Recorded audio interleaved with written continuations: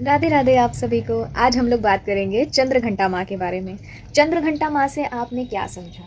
चंद्र और जो घंटा, चंद्र मीन्स चांद, और घंटा को जो धारण करती हैं वो है चंद्र घंटा। घंटा रूप माँ ने कब लिया था? जब माता का विवाह श्री महादेव जी के साथ हुआ था। ये हम सब लोग तो जानते ही हैं कि माता पार्वती का विवाह जब हुआ था तो शंकर जी तो भैया पूरे भस्मधारी होकर के आए थे।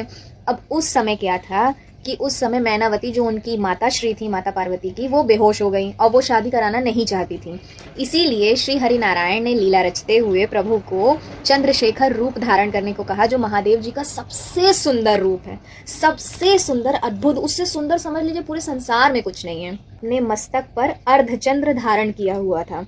तो जब माता पार्वती का श्रृंगार दोबारा कराया गया दुल्हन रूप में, तब माता पार्वती ने भी विवाह के दौरान, विवाह के लिए जब वो प्रस्तुत हुई, तो पुरुष और प्रकृति जो कि शिव शक्ति ही हैं, वो दोनों एक हो गए थे। उनके एक होने से जो महादेव जी ने अपने मस्तक पर धारण किया था अर्धचंद्र, वो माता ने भी धारण कर लिया था। साथ ही साथ दुनिया में मौजूद जितनी भी निगेटिविटी थी, वो घंटा के नाद से संपूर्ण जगत को भय मुक्त करती हैं, असुरों का दमन करती हैं, असुरों का नाश करती हैं, निगेटिविटी को खत्म कर। घंटे के नाद के पीछे की साइंस को समझिए।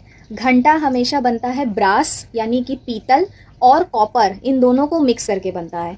उसके बाद कॉपर के जो आयंस होते हैं वो पॉजिटिव आयंस होते हैं। कॉपर हमेशा जो भी ध्वनि आप समझ लीजिए जो ध्वनि निकालता है, उस ध्वनि से घर में मौजूद जितनी भी निगेटिव वाइब्रेशंस होती हैं वो सब खत्म हो जाती हैं। अब उसी घंटे के ऊपर आके वरुण देव बैठ जाते हैं, जो कि सीधा और सीधा श्री हरि नारायण के भक्त होने के साथ साथ उनके मैसेंजर भी बनते हैं। जब हम लोग घर में घंटी बजाते हैं तो उससे हम लोग अपनी प्रार्थनाओं को प्रभु विष्णु के पास भी पहुंचाते हैं, प्लस उसके जो नाद होता है, उससे जो वॉइस निकलती है, उससे घर की निगेटिविटी माता खत्म कर देती हैं। और अगर घर में कोई ऐसी समस्या है जो कि हम लोग श्री हरि नारायण तक पहुंचाना चाहते हैं, हमारी जो भी प्रार्थनाएं हैं, पूजा है, क्योंकि शाम की पूजा में कहा जाता है कि माता लक्ष्मी घर में पधारती हैं, इसीलिए जो धन संबंधी परेशानियां हैं और भी जो भी घर में प्रॉब्लम चल रही हैं, उसमें श्री हरि नारायण और माता चंद्र घंटा दोनों मिलकर प्रॉब्लम सॉल्व करते हैं। तो ये था माता चंद्र घंटा का रूप। अब जानते हैं कि ये लाइफ में रिप्रेजेंट कैसे होती हैं चंद्रघंटा माँ। जब एक, आपने अभी तक ये समझा कि बच्ची पैदा होती है, शैलपुत्री को रिप्रेजेंट करती है। जब वो शिक्षा को प्राप्त करती है, वो ब्रह्मचारिणी रूप धारण कर लेती है।